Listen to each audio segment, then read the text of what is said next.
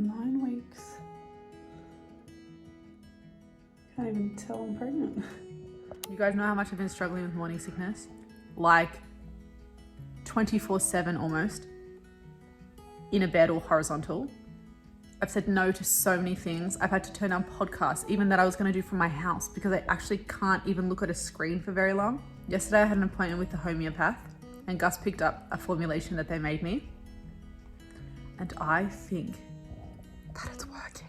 It's hard to say. So I do have this I have this weird lag effect with the anti-nausea medication where I'll start taking it, but then it doesn't really kick in until 24 hours later.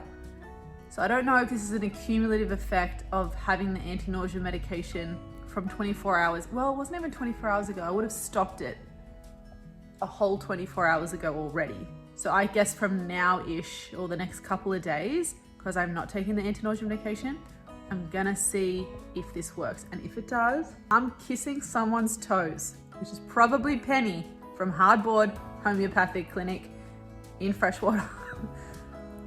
Because I already have eaten 3 normal human meals, as opposed to yesterday, the day before. Altogether, I reckon I ate 3 figs, 4 crackers, a kiwi fruit, and a half of a porridge in 2 days, whole days. Today, I'm halfway through, you guys know I love these fitness outcome meals, these frozen meals. Because it's so flavorsome, which is not typical of frozen meals, it's actually so full of flavor that I really have to pace myself. But I ate the broccoli out of it. I ate a lot of the sweet potato. I had 2.5 of the potatoes. I had a little bit of chicken. I have not been able to eat chicken, I'm not exaggerating, for a week. Maybe even 2 actually. The other day I had chicken and then as soon as I had it, I basically threw it up. I was like, way too heavy. Can I just show you, if you've never seen what a homeopathic pill looks like, let me show you just so that you know, okay? So this is what it is. Look how big that is. 2 of those in the morning. Today I just took another 2 at lunchtime just to be safe, because I was like, I really don't want to go back to feeling nauseous. But hypothetically, I should be only needing 2 of these if it's the right remedy. 2 of these tiny little things, and the actual homeopathic substance itself, which I'm pretty sure is just plants. And it's just I knew I loved alternative medicine. I already knew I loved that, but if this can help me go from potentially having black box warning Zofran to 2 tiny little homeopathic pills, and I feel even better than when I was on the Maxilon, which is the anti-nausea medication that I was taking and was comfortable taking. If these 2 pills are giving me my life back, I need everybody to know about it. So that's an update from me. Today is Tuesday, and I'm gonna update you on Wednesday and Thursday and Friday probably every day of the week, just to see if this is continuing to work. Because if it is, you can see that I'm mind blown. Okay, great. Okay.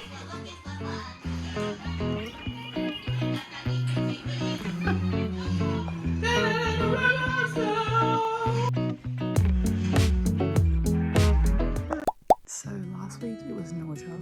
This week it's still nausea, but it's also constipation. So I've been taking chlorophyll, and I have to be quiet because Gus and Billy are still asleep and I actually look like death. It's chlorophyll. Normally I like the Grants brand. Just I want to taste a little bit, I don't know, whatever, but it does seem to be helping. And then I got some magnesium.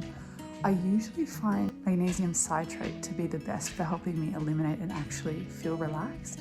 But even though this has some, it's got amino acid chelate and magnesium diglycinate, it's good, but it's not I know for my body and for almost all of my clients and anyone I've ever suggested to go on magnesium citrate, it just seems to be the best. Last week in my vlog, I was talking about kiwi fruit, how amazing that is. I've also been having prunes, but the other day I got to a point where I was so full. I was so full. I literally could not eat anything else. And I put it up on my stories and I was just laughing, saying how hard it is. I've never had pregnancy constipation before. And I was like, that's great. But I could not fit a single food in my tummy if my life depended on it. Like, that's how full I was. I was full to the brim, and it was making me feel so nauseous. As you know, obviously I was talking about pulsatilla, and the pulsatilla has been helping. I was horizontal for like 3 weeks. It's also like a mental, like, if I do just try to push through and I like try to distract myself and just try to be normal, it does help, because it takes my mind off the nausea. Like, the nausea is still always there, but it takes my mind off the nausea. I'm always in, I think I'm gonna vomit like 24/7. But things that do make it a little bit better is when I've pooed. Some other suggestions that people sent me just to share it with you in case you do experience pregnancy constipation and you want some help. Here's a backstory with me and coconut oil. When I first made Gus, this was about six years ago, I remember doing like a coconut oil detox. And so what you have to do is you have to take a spoonful, like a teaspoon of coconut oil. And I was so off coconut oil at the end of 3 days that like, I can't imagine just taking another scoop. So I was like, love you, thanks for the suggestion, but I just can't do that. But senna was also suggested, which is great because you could buy those little ones from the pharmacy. People are also saying chia seeds, and then kiwi fruit, prunes, pears and apples, because they're really high in fiber. This afternoon, so it's Sunday, and I know I said I'd update you every single day, but honestly, it would have been like me from bed another day, or almost all in bed, where I just try to get out in the morning as much as I can, and then I pretty much spend the rest of the day like lounging around at home. This is the house that we're house sitting, so at someone else's home. Okay, I felt like we needed a change of scenery, and also I just needed some fresh air. The other thing that's going on, so obviously pregnancy and interesting stuff with pregnancy, but also Gus and myself and Billy are actually moving to Tamworth. Gus's family is all from Tamworth, and unfortunately his dad just got a really bad diagnosis. He's been battling with cancer and it's terminal. So it's not a great reason to be moving, but I told Gus that it was important. So here we are in the car, our second last house sit. We just had to commit to the ones that we already said we were going to do. And this morning took so much out of me. I was cleaning bathrooms and vacuuming some of the car. Gus helped me last night with what he could, but obviously he was at work. And as soon as I got in the car after I packed everything, I was like, oh, and then spewed. We were just waiting for my friend to let us into her house, which we're staying for just a couple of nights. Thank goodness. What a legend. Really just has her last week of daycare at our daycare that we love so much. So she got her last week, last few days, and then we have one more house stay, and then we're moving to the country. We're at our second last house.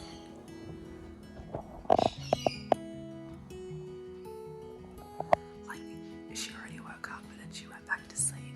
I don't know. I look like death. I just can't. Okay, I took the meds this morning because yesterday I spewed twice, although I did have a really big day because we were moving into this place, which is my friend's place. So I say it's a house sit, but not really, it's literally, God, it's been a ride. Far out, it's been a ride. I can't wait. Like, you know when you're pregnant and all you want to do is just have your own space? We can't change the fact that, you know, there's things going on with his dad. I so badly just want to be in one spot. I just want to settle, and I just don't have to think about where I'm going to live. It's hard. That's the update. We'll give you also an update about my constipation. It's been so much better. I just got back onto magnesium. It took a couple of days, like probably took a day of me taking them like hardcore. I took about 8. I don't recommend that unless you speak to a practitioner. It is good to know that you can go a little bit higher than just like the 1 dose a day that you have on the container or like on the tub. But that seemed to help after 24 hours, and then I could start to eat again, which yesterday I didn't really eat much at all. So yesterday morning we woke up and we had to get out of the house that we were in because obviously the owners were coming home, and so I woke up, and even though Gus helped me as much as he possibly could and like packed the car as much as he could the night before, there were still like things I had to do. It was like very physical, and then going back and forth to the car, and then once we came here and unloaded the boot, then I had to go back and get Charlie. And the thing that like really gets me is driving. Driving makes me so much more nauseous. I try my very best not to drive, but obviously like I can't help it if I need to go places. And when Billy wakes up, obviously I'm gonna have to take her to daycare. It's her last week of daycare. She went to the chiropractor yesterday, and it's been really hard for her. She has picked up on so much that's like of what's going on. So it was really interesting to see how affected kids are by all this stuff that goes on. Like she's really stressed, and she fell off the bunk bed that maybe 4 or 5 days ago at the last place, and poor thing, like she fell. It was this massive sound, and then she screamed. So normally what happens with Billy is like you hear this massive sound and then you hear her go, "I'm fine," and it's like, okay, like, or "I'm okay."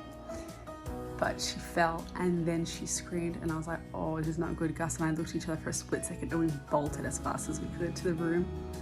Poor thing, she was in a lot of pain.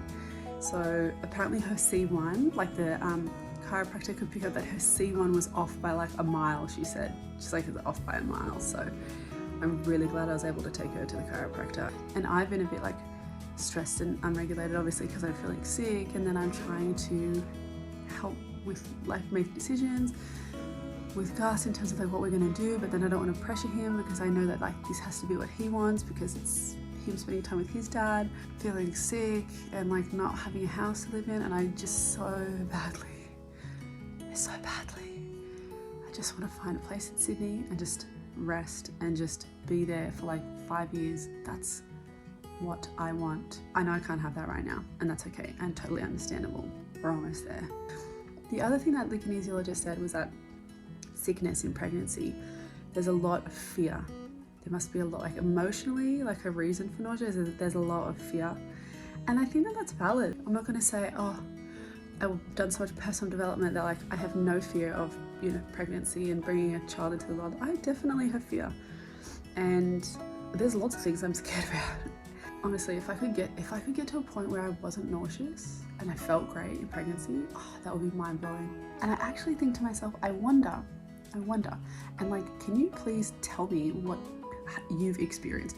If you've had like close pregnancies, like your kids are a couple years apart, was the second less nauseous for you? Like, did you have less morning sickness with the second?